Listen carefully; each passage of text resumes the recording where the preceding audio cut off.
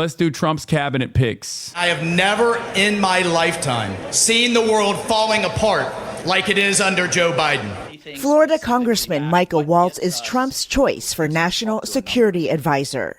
I fully believe in his America First agenda. Law that Trump snubbing any number of Jewish conservatives who'd be equally qualified for the Israel ambassador job. I'm sure all the people like Greg Gutfeld who concerned trolled about Harris not picking Shapiro over anti-Semitism would be very upset about this. No, but that's also partially because Israel is not going to be upset about this. If Israel is not upset about this choice, then that's going to read as not anti-Semitic, right? That's the main point here, because Mike Huckabee is perhaps the absolute worst person for this position because he is a absolute psychopath, okay? In general, but certainly an absolute psychopath when it comes to Israel. He is one of the loudest voices that I have been chirping about endlessly in terms of conservative Christian far-right ultra-Zionism. Okay. In the United States of America, are there Jewish Zionists? Of course. Okay. You got, Miriam Adelson, for example, or Sheldon Adelson, and they are massive donors to the Republican Party. Okay. And then there are liberal Zionists who are also Jewish, like Haim Saban, who are massive donors to the Democratic Party.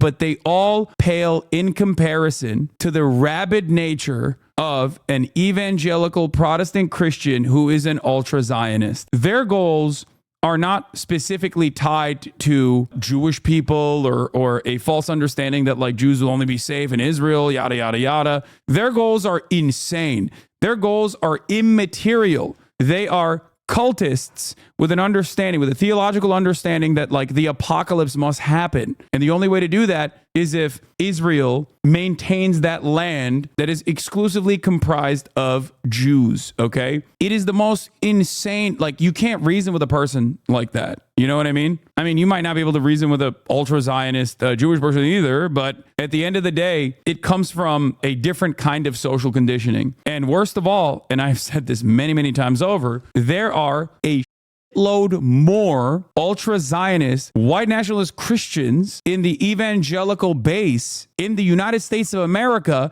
that have this theological understanding, this theological justification, demanding that the rapture occurs in raw numbers, then there are Jews, Zionist and anti-Zionist alike. Almost 10x the number of rabid evangelical Christians who believe in the apocalyptic reasons for why Israel must exist as a Jewish nation state, then there are Jews across the board. You feel me? You smell me? You understand? And it's so funny because people just like completely forget that for one reason or another. I think on the liberal Democratic Party side, they conveniently ignore that because they want to run a defensive position for Israel by maintaining the position that like Israel is they do the, pro-Israel anti-Semitism, the woke dual loyalty narratives, where they'll be like, no, you don't understand, like all Jews are Zionists and it's anti-Semitic if you criticize Israel. But that is a major reason for why there's so much motion on this, okay? The decorated Green Beret veteran talked to CBS News about how he views U.S. priorities less than 1 week ago. Let's end this war in Ukraine. Let's pivot to deal with China. Let's secure our border. Let's rebuild our military. Stephen Miller will play a big role. Yeah, anybody that says the West Bank is called Judea and Samaria is like an insta red flag. When Bill Clinton did it, it was unacceptable. In the time of King David, and the southernmost tribes had Judea and Samaria. And when Mike Huckabee does it, you're like, uh-oh. 2. America is for Americans and Americans only.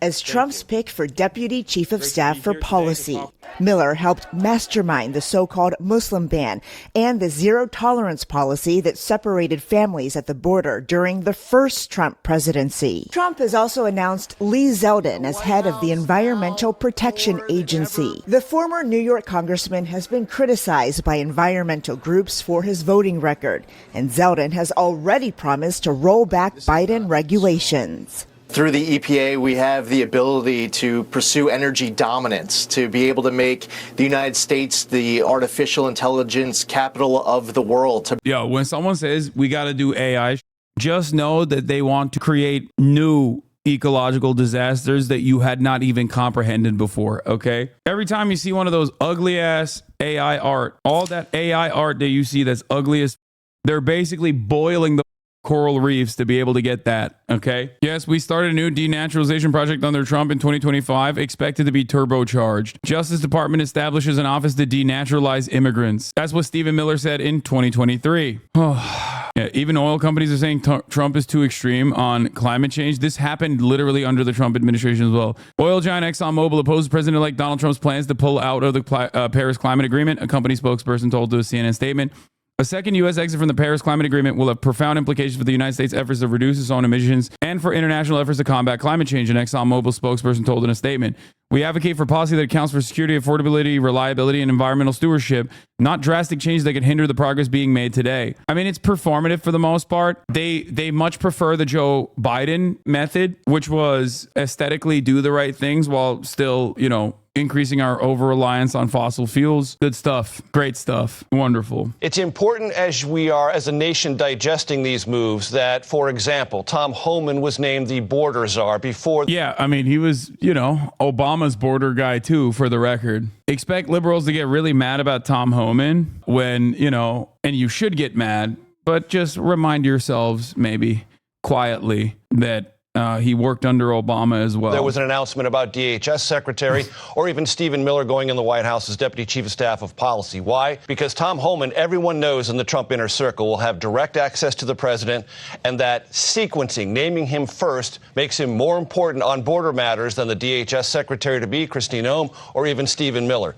Same thing I would say in the sequencing of announcing Elise Stefanik as the U.S. Ambassador to the United Nations before naming Marco Rubio as Secretary of State. That's a very odd sequencing. Usually you do it the other way around. UN ambassador, much less important than the Secretary of State. Not for Trump.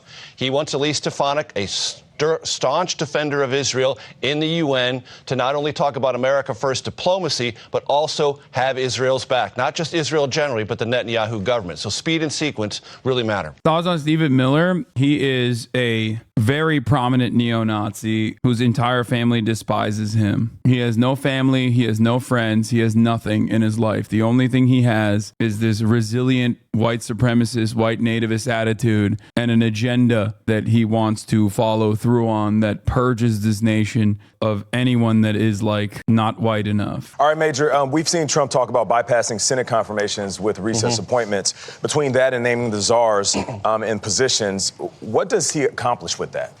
So it's worth pointing out, and I know this is ancient history, but during the Obama administration, congressional Republicans accused then President Obama, who wanted to use recess powers to fill held positions, of using brazen, unconstitutional powers to do that. Now they're basically saying Trump should do that right away. So there's a disconnect there. Using recess appointments is something that the Supreme Court has basically restrained in a clash during the Obama administration. So there's Supreme Court precedent that will limit President Trump's powers to use recess appointment. Oh, they'll definitely do that. This Supreme Court will definitely follow suit and act accordingly and maintain their original position. Yeah.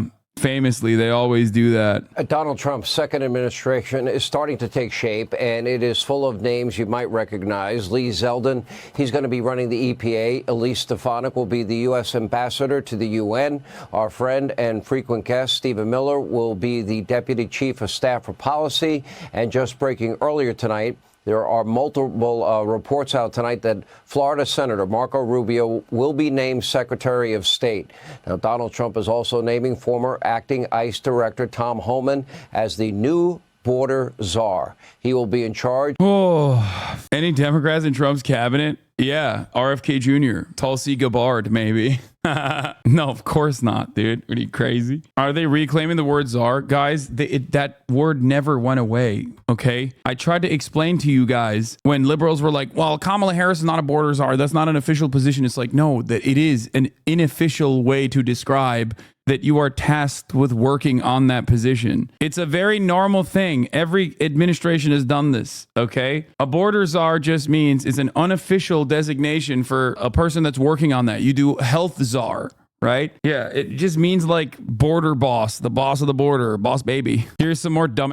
Border Patrol morale soars after Trump's victory, higher than the first time he won. Was announced as border czar. We heard all these sound bites of him turned out to be false. frustrated because no matter how good they do, the migrant flow doesn't stop. And, the border security mission is being completely neglected because there seems to be no light. And yeah, totally neglected. Let's look at the dumbasses on the Democratic Party side, right? So we looked at like all the awful picks coming from Trump's cabinet, all the awful things that they are salivating to do. And I will dive a little bit further into the Mike Huckabee situation, who is an evangelical Zionist. And these guys are the absolute worst of the worst. Like, they are hallucinating. Okay. If you are an evangelical Zionist, you are the most insane person. Like, you legitimately, I'm going to describe it one more time, and I'm probably going to have to describe this a lot more. This is something I've talked about quite a bit. These guys have the most motion. Okay. These guys have the most motion in American politics. Evangelicals do. They have an outsized level of support from the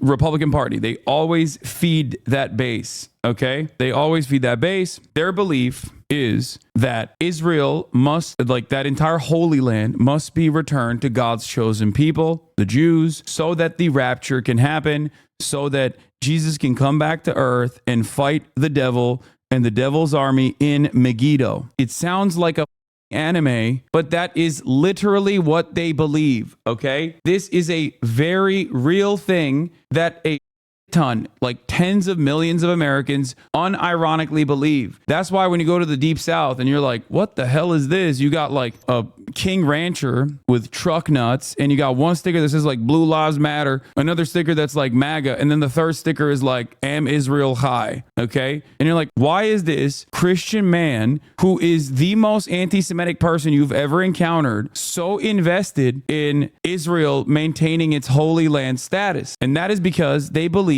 in this anime understanding of the world. Straight up. Mike Huckabee is one of those people. In 2015, he told the Times of Israel that Israel's claim to the occupied West Bank is stronger than the United States' claim to Manhattan. Important to note that when he said this, he referred to the West Bank as Judea and Samaria and named the Palestinian Sea as an attempt to undermine their ties to the land. Here is Mike Huckabee talking about Israel, the International Fellowship of Christians and Jews. I never use the term West Bank. I find it offensive. We're talking about Judea and Samaria. Yes, sir. Speaking of evangelism, what do American Jews think? New poll. The majority of American Jews demand stop offensive U.S. weapons to Israel, 62%. Resume funding of UNRWA, 66%. Sanction Israeli leaders, 66%. Increase aid to Palestinians, 72%. Establishment of a Palestinian state, 72%. Remember when I told you every single American Jew could be an anti-Zionist tomorrow and America's opinion on Israel would not change? Time and time again, I have told you this, but no one listens to me. Huckabee guided private tours in Israel, 2015 article.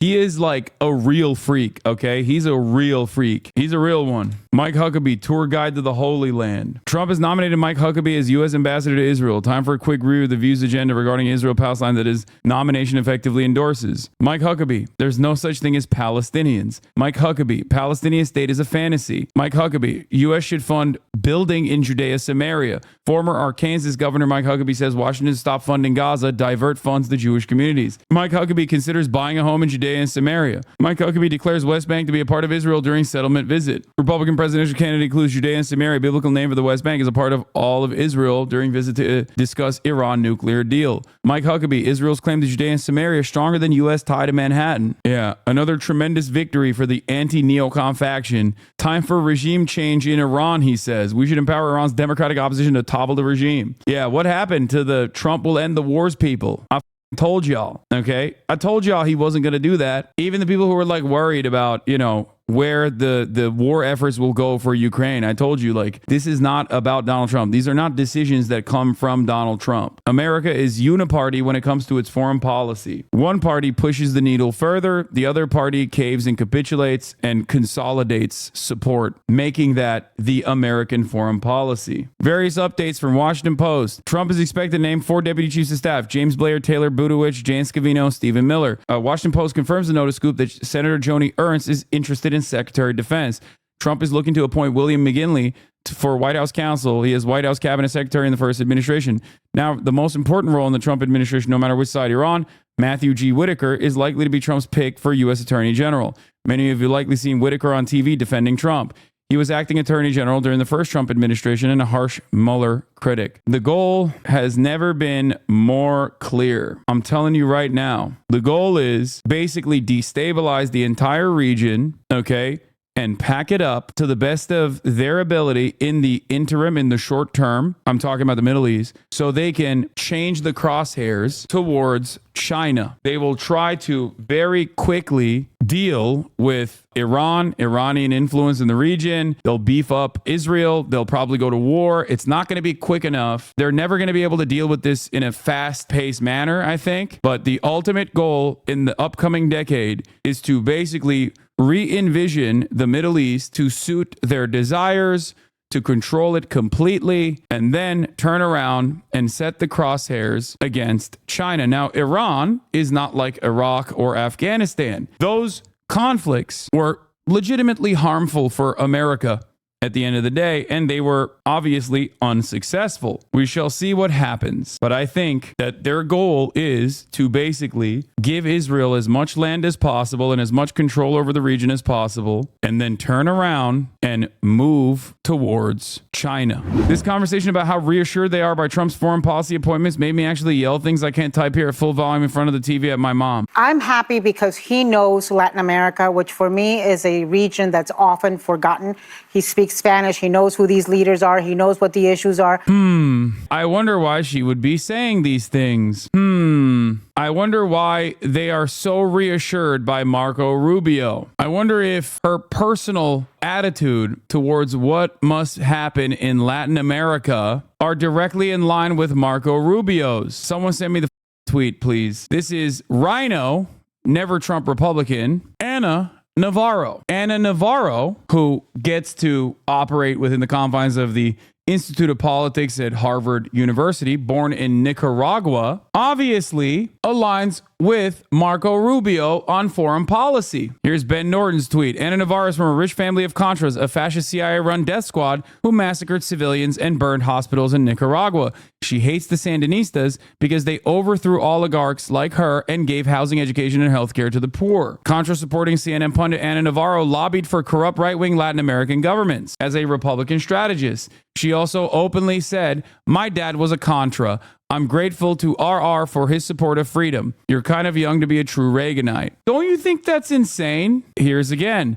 To my friends in New York, I still have some connections with old Contra leaders if needed. To my friends in New York, I have some connections with old ISIS members if needed. Some old Al-Qaeda members if needed. That's what the equivalent is. Anna Navarro gets to go on The View and talk about how Marco Rubio actually offers a sense of sanity to the current administration. I think he's going to come in hot on places like Venezuela, Cuba, and Nicaragua, which I care about enormously. Yeah, we're going to do coups everywhere, dude. We're going to bomb them into oblivion, actually. I'm surprised by the appointment because he and I agree on foreign policy, and I think he's considered a foreign policy hawk and kind of like a neocon, which is looked down upon by the MAGA folks. I'm also surprised because of all of this, stuff that's happened between them before, and Trump is putting such an emphasis on loyalty. I'm surprised because this will give Governor DeSantis the chance to make a Senate appointment, and Governor DeSantis is not one of Donald Trump's favorite people. And I'm surprised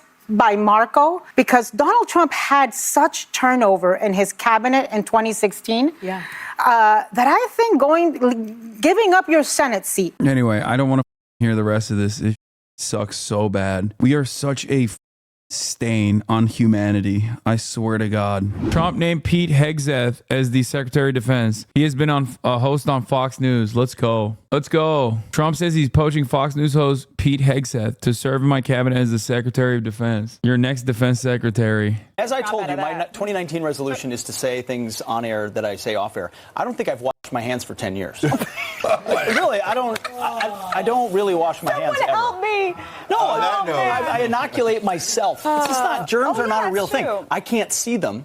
Therefore, they're not. Wait, is that the guy? Wait, that's the guy with the crazy tattoo? Oh my God. Oh my God. This guy literally had a flannel on, putting a microphone to every diner's face like last week. He's now the defense secretary? Dude, what the This is Trump's pick to lead the Department of Defense. Elite the university and advanced that a graduate is, the dumber they are, the less likely I am to trust them. If you went to the Ivy League, prove Okay, I agree with this though. Okay, he's cooking here. me that you have any common sense at all. You because went you Ivy most League. He's kind of cooking here. I'm not gonna lie. He cooked. Yes, and I sent one of my degrees back. I can't believe he doesn't wash his hands. The guy doesn't believe in germ theory, dude. Counterpunch, Pete Hegseth's Mein Kampf. I spotted Pete Hegseth's latest book, The War on Worries, Behind the Betrayal of the Men Who Keep Us Free, while I was shopping at my local Costco. Intrigued, I bought a copy. Published by Fox News Books. Is shot to the top of the New York Times bestseller list soon after publication. His name was the one I recognized as Fox's Talking Heads. The back flap of Hegseth's book describes him as a husband, father, patriot, and Christian. He's a U.S. Army veteran. He was a guard at Guantanamo Bay and served in Iraq and Afghanistan. During his time in the National Guard, he was deployed in Washington, D.C. During the national uprisings against racism that followed the police murder of George Floyd, Hegseth is also a former failed candidate for the Republican Party U.S. Senate from Minnesota, and he's led several veterans groups, including the Koch brothers-backed Veterans for Freedom. The War on Warriors, like Hitler's Mein Kampf or My Struggle, is a contrived nightmarish vision of society where true patriots are persecuted by a twisted and evil political establishment motivated to sell out their country. He's also a shameless self-promoter and bloviates about his alleged martyrdom. To get a taste of Hegseth, here's the opening lines in the book. I joined the army because I wanted to serve my country. Extremism attacked on 9/11, and we went to war. And in 2021, I was deemed an extremist by that very same army. 20 years, and the military I loved, I fought for, revered, spit me out. While I was writing this book, I separated from an army that didn't want me anymore. The feeling was mutual. I didn't want this army anymore either. So it's his own personal, because he got a like Jerusalem cross tattoo. He got a Jerusalem cross, also, you know, an iron cross, I guess. Oh, he has a Deus Vult tattoo as well. Oh, dude, Deus Vult are the last two words of my book. Out today. Find out why. Yeah, we know why, brother, because you're a Nazi. Oh my God. That's so sick. America is in the dog. Holy Pete Hegseth, the incoming Secretary of Defense, spoke ahead of Israel's invasion into Gaza. Israel's about to do real war. Israel will be stacking bodies because Netanyahu isn't messing around.